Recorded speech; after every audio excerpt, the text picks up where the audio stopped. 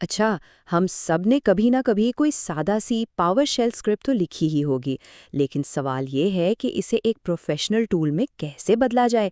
تو چلیے آج اسی سفر پر نکلتے ہیں اور دیکھتے ہیں کہ کیسے ایک بالکل بنیادی اسکرپٹ ایک بہت ہی پاورفل اور بار بار استعمال ہونے والا ٹول بن سکتا ہے۔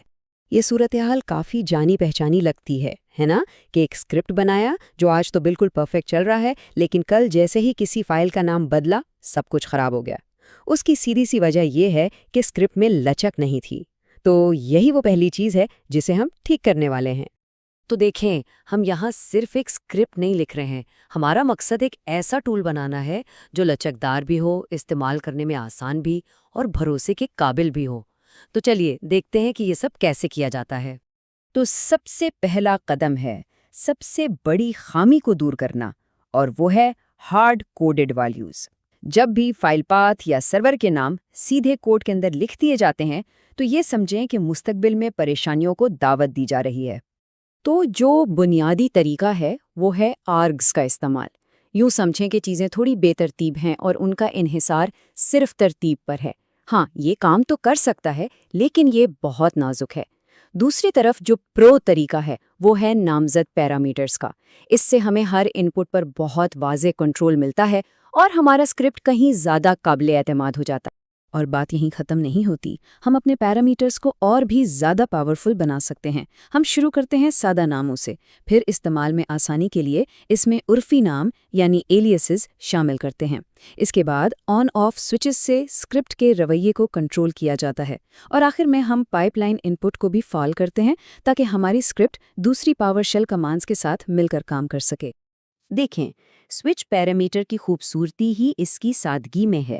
یہ بالکل ایک لائٹ سوئچ کی طرح ہے، یا تو آن یا آف۔ مثال کے طور پر گیٹ چائلڈ آئٹم میں مائنس ریکرز فلیگ کو ہی لے لیں۔ اگر اسے استعمال کریں تو یہ ہر جگہ تلاش کرتا ہے، نہیں کریں تو نہیں کرتا۔ یہ ایک چھوٹا سا اضافہ ہے جو اسکرپٹ کے کام کرنے کے انداز کو پوری طرح بدل سکتا ہے۔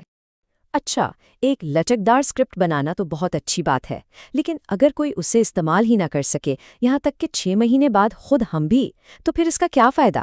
تو اب ہماری توجہ اسکرپٹ کو یوزر فرینڈلی بنانے پر ہوگی۔ کہتے ہیں کہ ایک بہترین اسکرپٹ کو کسی باہر کی ڈاکیومنٹیشن کی ضرورت نہیں پڑنی چاہیے، اس کا اپنا انسٹرکشن مینول اس کے اندر ہی ہونا چاہیے، اور یہیں پر کامنٹ پیسٹ ہیلپ کام آتی ہے۔ اور یہ صرف دوسروں کے لیے نہیں ہے، یہ تو مستقبل میں ہمارے اپنے لیے ایک تحفہ ہے۔ یہ بالکل جادو کی طرح کام کرتا ہے۔ دیکھیں، پاور شیل اس خاص کمنٹ بلاک کے سٹرکچر کو پہچانتا ہے۔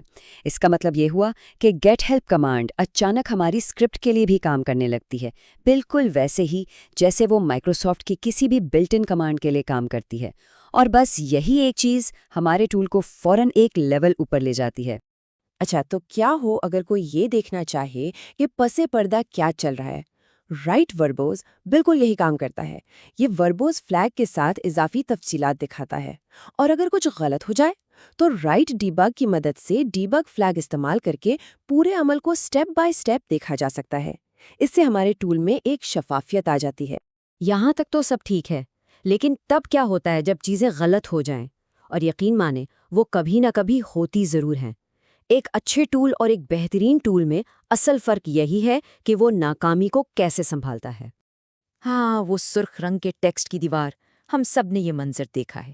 ایک اسکرپٹ فیل ہوتا ہے اور پوری اسکرین ایسی غلطیوں سے بھر جاتی ہے جن کی سمجھ بھی نہیں آتی۔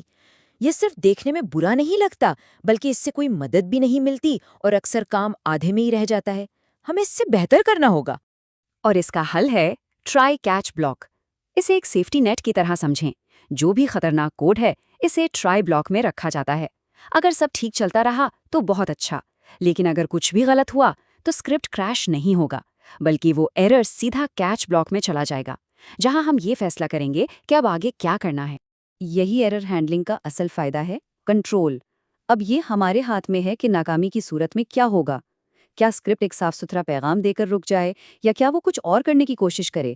سارا کنٹرول واپس ہمارے پاس آ جاتا ہے۔ تو اب تک ہماری اسکرپٹ لچکدار بھی ہے، یوزر فرینڈلی بھی اور مضبوط بھی۔ اب آخری مرحلہ آتا ہے، اسے ایک حقیقی شیئر کیے جانے والے ٹول میں بدلنا جسے کوئی بھی آسانی سے استعمال کر سکے۔ جب بھی پروفیشنل پاور شیل ٹولز کی بات ہوتی ہے تو ذہن میں ماڈیولز کا خیال آتا ہے۔ یہ کمانڈز کو ایک صاف ستھرے پیکج میں یعنی ایک .psm1 فائل میں بنڈل کرنے کا آفیشیل طریقہ ہے۔ اس سے ہمارے ٹول کو شیئر اور انسٹال کرنا ناقابل یقین حد تک آسان ہو جاتا ہے۔ شاید یہ سننے میں پیچیدہ لگے، لیکن حیرت انگیز طور پر ایسا بالکل نہیں ہے۔ بس اپنے کوڈ کو ایک فنکشن بلاک میں ڈالیں، فائل کو .ps1 ایکسٹینشن کے ساتھ سیو کریں اور اسے صحیح فولڈر میں رکھ دیں۔ بس اتنا ہی ہے۔ ہماری اسکرپٹ اب ایک باقاعدہ امپورٹ کیا جانے والا ماڈیول بن چکی ہے۔ کوڈ سائننگ کو سیکیورٹی کی دنیا کا پاسپورٹ سمجھیں۔ ایک سخت سیکیورٹی والا سسٹم جیسے کہ جہاں آل سائنڈ پالیسی لگی ہو، وہ بغیر دستخط والی اسکرپٹ کو گیٹ پر ہی روک دے گا، لیکن ایک سائنڈ اسکرپٹ وہ بالکل اپنا پاسپورٹ دکھانے جیسا ہے۔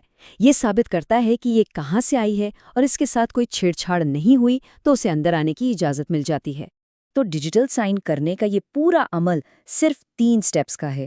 سب سے پہلے ایک کوڈ سائننگ سرٹیفکیٹ چاہیے، دوسرا اس سرٹیفکیٹ کا منفرد تھمب پرنٹ حاصل کرنا ہے، اور آخر میں بس سیٹ آتھینٹیکیٹ سگنیچر کمانڈ چلانی ہے اور کام ہو گیا۔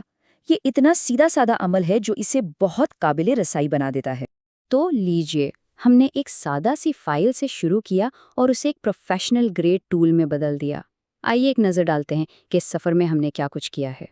ہم نے ایک سخت اور نازک اسکرپٹ سے شروعات کی اور اسے پیرامیٹرز کے ذریعے لچکدار بنایا، ایک مبہم چیز کو بلٹ ان ہیلپ سے واضح کیا، ایک کمزور اسکرپٹ کو ایرر ہینڈلنگ کے ذریعے مضبوط بنایا، اور آخر میں ایک عام سی فائل کو ایک محفوظ قابل تقسیم ماڈیول کی شکل دی۔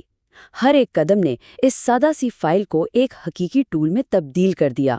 تو اب ہمارے پاس ایک نئی ٹول کٹ ہے جس میں لچک، وضاحت اور مضبوطی پیدا کرنے کی صلاحیت ہے۔ تو اب سوال یہ بنتا ہے کہ ان نئی صلاحیتوں کے ساتھ اگلا کون سا ٹول بنایا جائے گا؟ امکانات کی کوئی حد نہیں۔